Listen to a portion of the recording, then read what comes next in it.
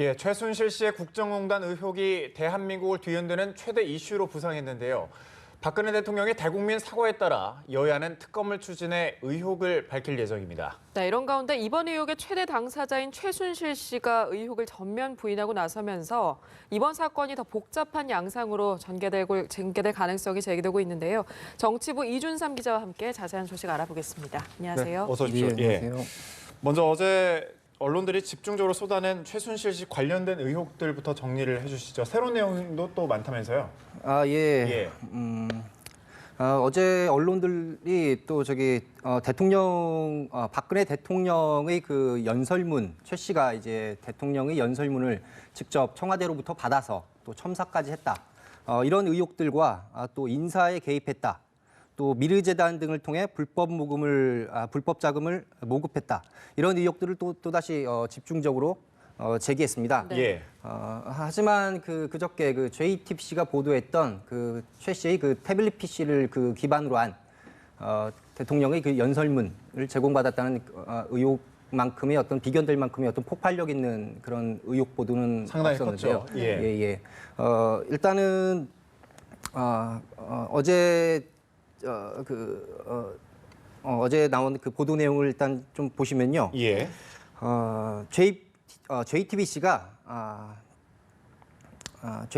그 최순실 씨에게 그 사전 유출된 국무회의 발언 자료의 작성자 아이디가 박근혜 대통령의 가신 3인방 중 한 명인 그 정호성 네. 청와대 부속 비서관의 것으로 확인됐다고 이렇게 보도를 했습니다. 예. 이 방송이 그 지난 24일 청와대 비서진 교체 등의 그 민감한 내용을 담은 2013년 8월 6일 국무회의 발언 자료가 이틀 전인 8월 4일 최 씨에게 넘어갔다고 이 해당 문건의 작성자 아이디가 대통령 최측근 참모였다고 밝힌 바 있는데요. 예.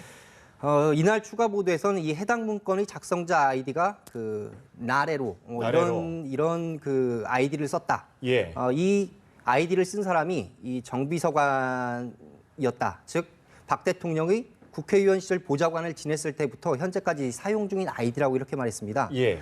연합뉴스가 이런 의혹 제기에 대해서 그 사실을 확인하려고 정비서관한테 통화를 시도했는데 하지만 연락은 닿지 않았다고 합니다. 네. 일단 네. JTBC는 또 이 사전 유출된 각종 연설문 등의 파일 200여 개가 담긴 최 씨 태블릿 PC 소유주가 그 마레이 컴퍼니이며 현재 이 청와대 뉴미디어 비서관실 소속인 김한수 선임 행정관이 이 회사 대표를 지냈다고 보도했습니다. 네.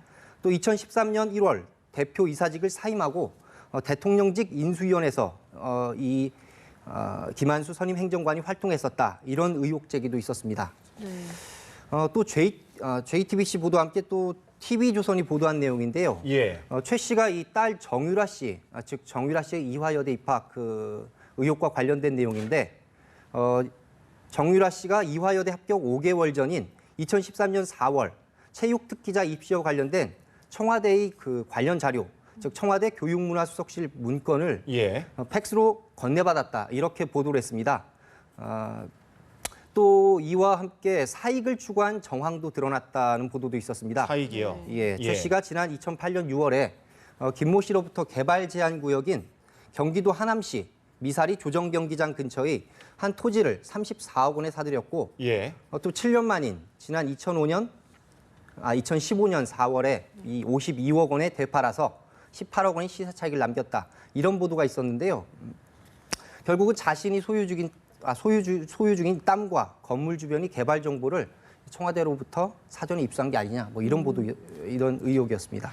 네, 일단 박근혜 대통령 대국민 사과를 기점으로 지금 계속해서 의혹도 추가적으로 나오고 있고 수사도 탄력을 받고 있는 것 같은데 정치권에서 지금 진상규명을 위한 특검을 도입하자 이런 목소리가 나온다고요? 예, 사실 이번 의혹이 처음에 제기됐을 때만 하더라도 새누리당, 여당은 이번 사건에 대해서 구체적으로 적극적인 대응을 하지 않았습니다. 예. 검찰 수사가 진행됐을 때도 일단 수사 상황을 지켜보자는 입장이었는데 네. 박 대통령의 그 대국민 사과를 기점으로 이 여당도 이 의혹 제기에 대해서 적극적으로 나서고 있는 상황입니다. 네. 특히 이제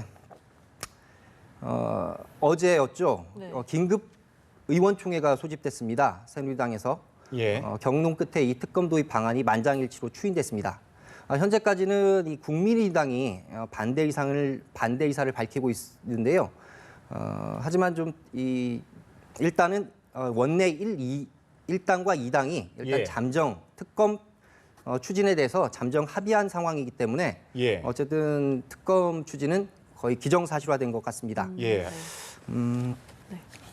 하지만 이 특검 같은 경우에는 결국은 이제 핵심은 특검 추천권에 있을 것 같습니다. 예. 결국은 어느 쪽에 이 수사에 대해서 유리한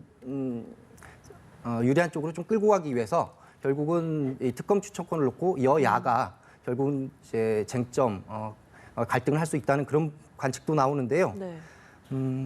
하지만 현재 여소야대 구도에서 국민적 여론을 감안할 때 어떤 그 특검 부분에 대해서 큰 논란까지 빚어지지는 않을 것 같고 네. 어쨌든 특검 쪽으로 현재 상황은 흘러가고 있는 상황입니다. 네. 예. 검찰이 어제 그 미르 K스포츠재단 관련 의혹을 집중적으로 이제 파헤치고 있습니다. 수사 상황 현재 어떻게 돌아가고 있습니까?